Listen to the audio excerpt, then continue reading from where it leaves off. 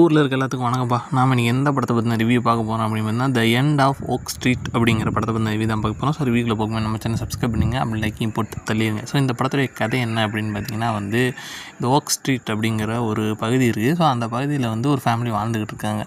So திடீர்னு பார்த்தா ஒரு நாள் ஒரு ஃப்ளாஷ் அப்படியே லைட் அடிக்கிற மாதிரி இருக்குது பயங்கரமாக. ஸோ அதுக்கப்புறம் பார்த்தா அந்த ஊருக்குள்ளே பயங்கரமாக என்னடா நடந்துச்சுன்னு பார்த்தா டைனாசர்ஸ் ஃபுல்லாக வந்துடுது டைம் ட்ராவல் பண்ணி.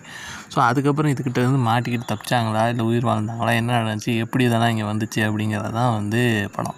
ஸோ இந்த ஜுராசிக் பார்க்கு, ஜுராசிக் வேர்ல்ட்லாம் நம்ம பார்த்துருப்போம்ல. ஸோ அதே ஒரு வித்தியாசமாக கொடுக்க முயற்சி. எப்போவுமே ஜுராசிக் பார்க்கில் என்ன இருக்கும், அழிஞ்சு போன டைனாசர் உருவாக்கியிருப்பாங்க அப்படிங்கிற மாதிரி காட்டியிருப்பாங்க. ஸோ இதில் டைம் ட்ராவல் பண்ணி வந்திருக்குங்கிற மாதிரியான ஒரு கான்செப்ட்டில் கொடுக்க முயற்சி செஞ்சுருக்காங்க.